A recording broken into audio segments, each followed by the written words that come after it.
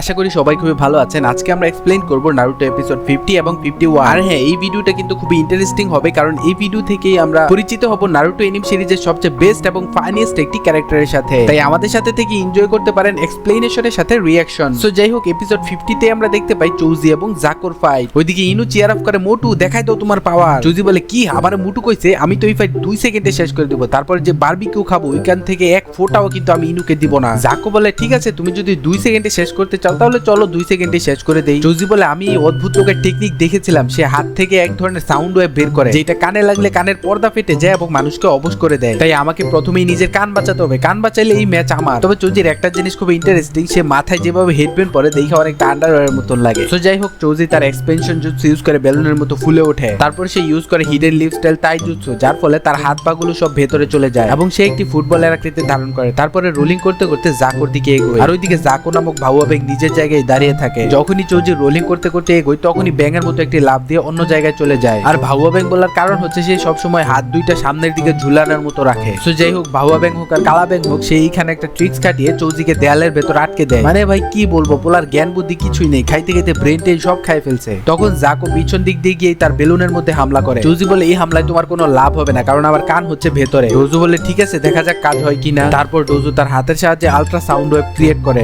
আর তার এই sound wave চৌজির পুরো বডিকে কাঁপিয়ে ফেলে, আর চারদিকে ধুলোয় ভরে যায়। ধুলো শেষ হলে দেখা যায় চৌজির কিচ্ছা খতম। তখন ডোজো বলে, তুমি যে কান লুকাই ফেলবা করতেছো, আমার এই সাউন্ড ওয়েভ তোমার দেহে যে পানি রয়েছে সে পানির মাধ্যমে চালানো যায়। আর এখানে শেষ হয়েছে লাস্ট ম্যাচ এবং জাকোকে উইনার ঘোষণা করা হয়। তখন সে যেতে যেতে বলে, লর্ড ওরোচিমারু নাকি শুধু ওরোচিমারু, তুমি আমাকে কম ভাইবো না, আমি আর তোমার কথায় উঠবো বসবো না। ওইদিকে মেডিকেল নিনজারা চৌজিকে জিজ্ঞেস করে, চৌজি তুমি কি ঠিক আছো? আর হারামজাদা মুটকু চৌজি বলে, আমাকে খাবার এনে দাও, মানে সারাদিন খালি খাই। তখন সেন্সেই বলে, এই ম্যাচ শেষ হওয়ার সাথে সাথে চুনিন এক্সাম প্রিলিমিনারি শেষ হয়ে গেল। ওইদিকে আমরা দেখতে পাই ইরুকা সেন্সেই ক্লাস নিচ্ছে, তবে তার মনোযোগ হচ্ছে নারুটোর দিকে। সে চিন্তা করতে থাকে নারুটোর পরীক্ষা জানি কেমন হয়েছে। আর এই সুযোগে কোনোমারু তার ফ্রেন্ডকে বলে, চল কেটে পড়ি। ইরুকা সেন্সের ধ্যান অন্যদিকে, কিন্তু ইরুকা সেন্সে বুঝে ফেলে। সে বলে, কি কোনোমারু তুমি কি আবারও পালানোর চিন্তা করতেছো নাকি? সোজা ওইদিকে লর্ড হোকাগে প্রিলিমিনারি পরীক্ষায় যারা পাস করেছে তাদের একসাথে ডাকে। গেকো সেন্সে বলে, তোমরা এখানে যারা যারা রয়েছে তারা চুনিন প্রিলিমিনারি পরীক্ষায় পাস করে গিয়েছো, আর হ্যাঁ এইখানে তোমাদের মধ্যে একজন কম উপস্থিত রয়েছে। তখন সাকুরা কাকাই সেন্সের কাছে সাসকের ব্যাপারে জিজ্ঞেস করলে কাকাই সেন্সে বলে, সাসকের ব্যাপারে আমি তেমন কিছু বলতে পারবো না। তারপর কাকাই সেন্সে বলে, তুমি থাকো, আমার একটা কাজ আছে, আমি আসতেছি। আর হ্যাঁ, পরীক্ষার আপডেট পরবর্তীতে আমাকে জানিয়ে দিও। তখন লর্ড হোকাগে চিন্তা করতে থাকে, এখানে উইনারদের মধ্যে সাসকে সহ 5 জন হচ্ছে আমাদের লিভ ভিলেজ থেকে, আর 3 জন হচ্ছে স্যান্ড ভিলেজ থেকে এবং একজন হচ্ছে সাউন্ড ভিলেজ থেকে। তারপরে বলে, আর এখন আমি তোমাদেরকে ফাইনাল পরীক্ষা সম্পর্কে জানাবো। ওইদিকে কাবুটো আর ওরোচিমারু কথা বলতেছিল। ওরোচিমারু বলে, যেখানে সকল দেশ নিজেদেরকে যুদ্ধের জন্য তৈরি করছে সেখানে এরা এমন ভাবে শান্তিতে আছে যেন কিছুই হচ্ছে না, মনে হয় এই গ্রামের মানুষ একটু বেশি শান্তিতে আছে। কাবুটো বলে, এই কাজ আমার উপরে ছেড়ে দেন, আমি বিষয়টা দেখতেছি। ওরোচিমারু বলে, না ওইটার দরকার নেই, হোকাগের মতো বুড়া লোকে মাইরা কোনো মজা হবে না। তাহলে আপনি কি চাচ্ছেন? লিভ ভিলেজে নিজেদের মধ্যে একটি ঝামেলা লাগায় বড় ধরনের যুদ্ধ চাচ্ছেন? এরকম যুদ্ধ থেকে সাউন্ড ভিলেজে নিনজারাও বাঁচতে পারবে না, আর এই যুদ্ধে সাসকেই হবে আপনার প্রথম হাতিয়ার, যারে দিয়ে এই যুদ্ধটা লাগাতে চাচ্ছেন, তাই না? ওরোচিমারু বলে, তুমি তো প্রয়োজনের থেকেও একটু বেশি চালাক। কাবুটো বলে, না তেমন কিছুই না, আমি তো এখনো এটাও জানি না যে আপনি সাউন্ড ভিলেজের ওই নিনজা তিনটাকে হাইয়ার কেন করছেন। তবে তারা যখন আমার উপর হামলা করেছে তখন তাদের থেকে অনেক কিছুই আমি জানতে পেরেছি। আমি সেখানে নতুন নিনজাগুলোর মতোই বিহেভ করতেছিলাম যেন তারা আমাকে না চিনে। আর তার এই কথা থেকে বোঝা যায় কাবুটো হচ্ছে একটা গভীর জলের ফিশ। তারপর সে বলে, আপনি ওই নিনজা তিনটিকে হাইয়ার করেছেন কিন্তু আমাকে জানারওনি, আপনি মনে হয় আমাকে বিশ্বাস করেন না, তাই না লর্ড ওরোচিমারু? ওরোচিমারু বলে, না বিষয়টা তেমন না, আসলে ওদের সম্পর্কে বলার কোনো প্রয়োজনই নাই তোমার কাছে। আর এর একটা বড় প্রমাণ হিসেবে আমি এখন সাসকের দায়িত্ব তোমার কাঁধে দিতে চাই। সাসকে আমি কার্ডস মার্ক দিয়েছিলাম কিন্তু কাকাশি ওইটা সিল করে দিয়েছে, এতে আমার কোনো আফসোস নাই। সাসকের মনে যতদিন ঘৃণা রয়েছে ততদিন তাকে বশ করার মতো উপায় আমাদের কাছে রয়েছে, তাই তোমার কাজ হচ্ছে তুমি সাসকে গিয়ে উস্কাও যেন সে তাড়াতাড়ি আমার কাছে চলে আসে। কাবুটো বলে, আপনি অনেক বেশি তাড়াতাড়ি করে ফেলতেছেন, মনে হচ্ছে কোনো কিছু নিয়ে আপনার অনেক টেনশন রয়েছে। ওরোচিমারু বলে, টেনশন তো আছেই, তবে ওইটা আমাকে দিন দিন অনেক অস্থির করে দিচ্ছে। কাবুটো বলে, ওইটা কি নারুটো উজুমাকি নাকি? ওরোচিমারু বলে, হ্যাঁ তুমি ঠিকই ধরেছো, নাইনটেল ফক্সের সাথে থাকতে থাকতে সাসকে অনেক চেঞ্জ হয়ে গিয়েছে। সাসকের ভাই ইতাচি যা করেছে ওইটা থেকে বদলা নেওয়ার জন্য সাসকের মনে যে আগুন রয়েছে ওইটা ধীরে ধীরে নিভে যাচ্ছে, তাই তোমার কাজ হচ্ছে যত তাড়াতাড়ি পারো এই দুই পাগলারে আলাদা করো। তখন কাবুটো বলে, ঠিক আছে আমি যাচ্ছি তাহলে। তখনই পিছন থেকে লর্ড ওরোচিমারু ডাক দেয় এবং বলে, কাবুটো তুমি যদি আমাকে থামাতে চাও তাহলে গিয়ে সাসকে মেরে দাও, কারণ তুমি তো আমার সাথে কখনো পারবে না, তাছাড়া তুমি তো কাকাশির থেকেও কম শক্তিশালী। যেটা শোনার পর কাবুটো তো পুরো ভয় পেয়ে যায়। তখন লর্ড ওরোচিমারু বলে, আরে হেমনি মজা করছি, তুমি যাও তোমার কাজ করো, ভুলে যাও না আমি কিন্তু তোমাকে অনেক বিশ্বাস করি। ওইদিকে লর্ড হোকাগে বলে, তাহলে আমরা থার্ড রাউন্ডের ফাইনাল ফাইট 1 মাস পরে শুরু করব।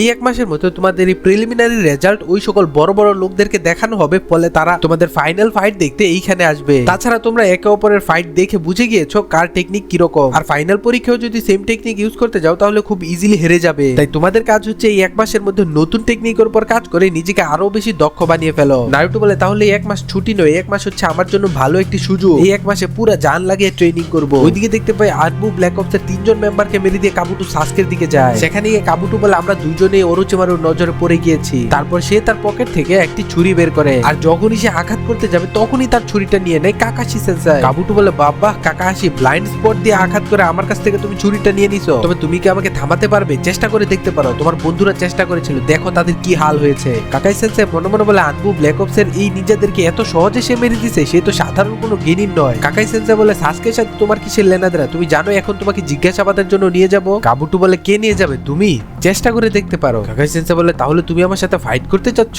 আমি তো তোমাকে চিনি, তুমি লিভ মেডিকেল ইউনিট প্রধানের ছেলে, তোমার নামটা যেন কি মনে হয় কাবুটো ইয়াকুশি। তখন কাকাই সেন্সাই জিজ্ঞেস করে তুমি কি ওরোচিমারুর হয়ে কাজ করো? তখন কাবুটো এখানে অনেক পেঁচাপেচি করে। তখন কাকাই সেন্সাই বলে ঠিক আছে, তুমি নিজেকে অনেক বেশি চালাক মনে করো, তবে আমি তোমাকে দেখাবো একজন জুনিয়রের সাথে ফাইট করার পরিণতি কি হতে পারে। কাবুটো বলে তুমি আমার সাথে ফাইট করতে এসে শুধু সময় নষ্ট করবে, কারণ এখন তো তোমার একে বাঁচানো উচিত। তখন কাকাই সেন্সাই সিস্টেম করে তাকে বন্দি বানিয়ে ফেলে। তখনই আনবু ব্ল্যাক অপস এর একটা উঠা দৌড় শুরু করে। কাকাই সেন্সাই বুঝে যে এরকমই কিছু হবে, তাই সে আগে থেকেই একটা ক্লোনকে দরজার বাইরে রেখে আসে। তো এখন তো সে নির্ঘাত ধরা পড়ে যাবে, কিন্তু হারামজাদে এমন চালাকের চালাক এইটাও সে ছিল না। তখনই সে উঠে গ্লাস ভেঙে ওইখান থেকে লাফ মারে, আর কাকাই সেন্সাইয়ের হাত থেকে বেঁচে যায়। তো যাই হোক, কাকাই সেন্সাই বলে সে যদি ওরোচিমারুর হয়ে কাজ করে তাহলে আমাকে আরো বেশি অ্যালার্ট থাকতে হবে। ওইদিকে লর্ড হোকাগে বলে যদি তোমরা বুঝে গিয়ে থাকো তাহলে আমরা এই পর্ব এখানে শেষ করি। তোমরা সবাই দেখো আঙ্কোর হাতে বক্সে কিছু কার্ড রয়েছে, ওই কার্ডগুলো তোমরা একজন একজন করে তোলো। তারপরে তারা এক এক করে কার্ডগুলো তুলতে থাকে, আর ওই কার্ডগুলোতে মূলত সংখ্যা লেখা ছিল। ইবিকু সেন্সাই বলে ঠিক আছে, তাহলে তোমরা বাম দিক থেকে যার যার কার্ডের নাম্বারগুলো বলতে থাকো।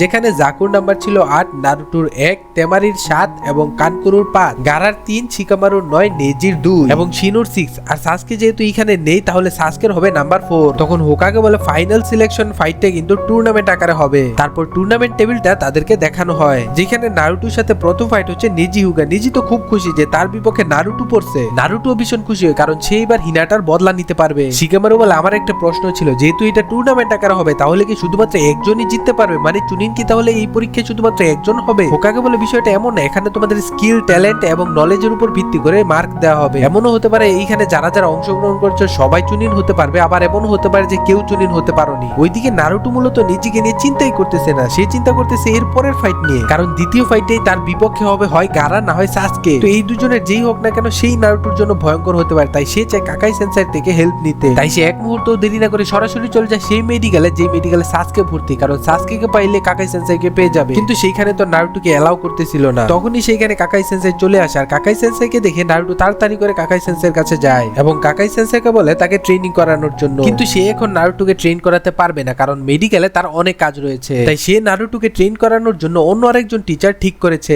যাকে দেখার সাথে সাথে নারুটো চেতে যায় আর বলে আরে মুরব্বি আপনি, আরে এইটা তো লুইচা সেন্সাই দেখা যায়। তখন ওই সেন্সাই বলে আসতে না আসতে বেজ্জতি শুরু করে দিছে। আর এইখানেই শেষ হয়ে যায় নারুটো এপিসোড 50। এরপরই শুরু হয়ে যায় নারুটো এপিসোড 51, যেখানে নারুটো কাকাই সেন্সাইকে ট্রেনিং এর জন্য বললে কাকাই সেন্সাই বলে যে নারুটোকে ট্রেনিং করাতে পারবে না। তখন নারুটো বলে কি আপনি আমাকে ট্রেনিং করাবেন না, তাইলে কি আপনি সাসকেকে ট্রেনিং করাবেন? মিয়া আপনারে চিনছে, আপনি তো লোক ভালা না। সো যাই হোক, তারপর তো আমরা দেখলামই সেই ইবিসু সেন্সাইকে নিয়ে আসে নারুটোকে ট্রেনিং করানোর জন্য। ওনাকে দেখে নারুটো বলে আরে উনি তো লুইচা টাইপের লোক, উনি একদিন আমার হট জুৎসু দেখে নিজেকেই সামাল দিতে পারেনি, উনি আবার আমাকে কিভাবে সামাল দিবে? এইগুলা শোনার পর ইবিসু সেন্সাইয়ের অবস্থা তো তাই, সে তাড়াতাড়ি গিয়ে নারুটোর মুখ চেপে ধরে, বাইরে তোর পাও দুইটা ধরে তুই একটু চুপ থাক। কাকাই সেন্সাই বলে হট জুৎসু ওইটা আবার কি? আরে তেমন কিছুই না, আমরা দুইজন একটু মজা করছিলাম আর কি আগে।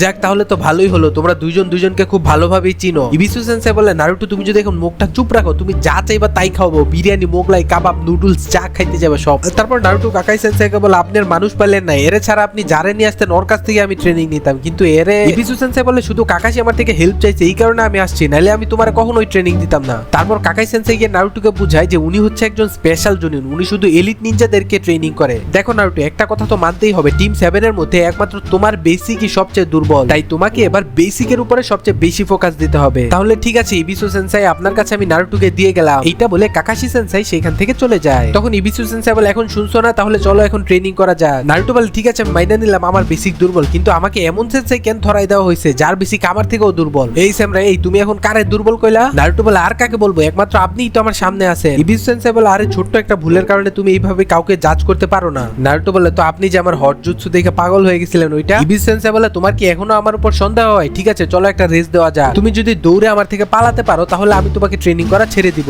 শুধু তাই নয়, কাকাশির কাজগুলো আমি করে কাকাশি যেন তোমাকে ট্রেনিং করানোর সময় বের করতে পারে সেই সুযোগ করে দিব। যেটা শুনে নারুটো খুশি হয়ে যায় এবং পালানোর জন্য দৌড় শুরু করে। আর দৌড়াতে দৌড়াতে অনেক দূর পর্যন্ত চলে যায়। তবে ইবিসু সেন্সেই সেইখানেও তাকে দেখে ফেলে। তারপর সে আরো ভাগতে থাকে এবং এক জায়গায় গিয়ে ক্লান্ত হয়ে পড়ে। তখন সে খেয়াল করলে দেখতে পায় তার পিছনে একটা পোস্টার লাগানো আছে। তখনই তার মাথায় একটা বুদ্ধি আসে। ইবিসু সেন্সেই এইখান দিয়ে যাওয়ার সময় মেয়ের ছবি দেখে টাসকি খেয়ে যায়। আর আমরা বুঝতে পারি সে আসলে একটু লুচ্চা টাইপের লোক। সো যাই হোক, তখন সে নারুটোকে ওইখানে ধরে ফেলে। তখন নারুটো আর না পালিয়ে সে ইবিসু সেন্সেইর সাথে ফাইট করার সিদ্ধান্ত নেয়। সে ইউজ করে তার শ্যাডো ক্লোন জুৎসু এবং মশা মাছির মতো চারদিকে ছড়িয়ে পড়ে। আর ইবিকু সেন্সেইও ক্লোন তৈরি করে। তারপর নারুটো আবারও পালিয়ে যাওয়ার চেষ্টা করলে ইবিকু সেন্সেই তাকে ধরে ফেলে। তো ফাইনালি নারুটো রাজি হয়ে যায় ইবিসু সেন্সেইর কাছে ট্রেনিং নেওয়ার জন্য। তারপর তারা দুইজন চলে যায় রামেন খাওয়ার জন্য। সেখানে গিয়ে ইবিসু সেন্সেই বলে নারুটো তোমার জুৎসু ইউজেস এবং কাকাশির কথা শুনে যা বুঝতে পারলাম তোমার বেসিকে সবচেয়ে বেশি সমস্যা। তুমি নিজের চাকরাকে এখনো ঠিকঠাক মতন কন্ট্রোল করতে পারতেছো না। চলো তোমাকে তোমার টিমের বাকি মেম্বারদের সাথে কম্পেয়ার করি। চলো প্রথমে সাকুরার কথায় আসা যায়। সে যদি ক্লোন জুৎসু ইউজ করতে যায় তাহলে খুব অল্প পরিমাণ চাকরা ইউজ করেই সে অনেকগুলো ক্লোন তৈরি করতে পারবে। এতে করে তার কাছে অনেক চাকরা বেঁচে থাকবে। এবার সাসকের কথা বিবেচনা করা যাক। চাকরা কন্ট্রোলের দিক থেকে সাসকে অতটা পারফেক্ট না, তবে একবারে খুবই খারাপও না। সে সাকুরার থেকে অল্প একটু বেশি চাকরা ইউজ করে ক্লোন তৈরি করতে পারবে। নারুটো বলে ও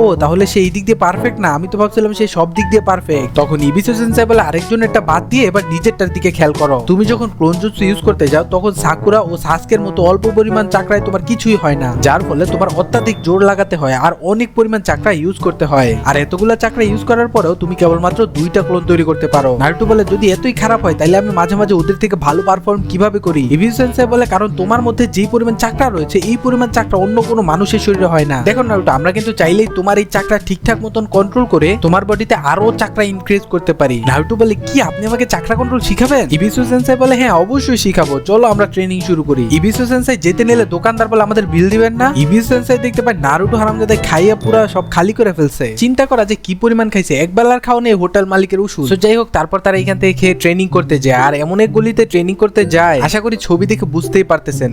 এখানে একটা গরম পানির পুল রয়েছে। নারুটো বলে এখানে আমাকে গরম পানির পুলে কেন আনছেন? অবশ্য 2-3 দিন ধরে গোসল করি না, করাই যায়। কিন্তু সে যেতে যেতে মহিলাদের এরিয়াতে চলে যাচ্ছিল। তখন ইবিসু সেন্সেই বলে নারুটো দাঁড়াও, ওইদিকে যাও না, ওইদিকে মহিলাদের জায়গা, আমি তোমার কোনো উল্টাপাল্টা ব্যবহার সহ্য করব না।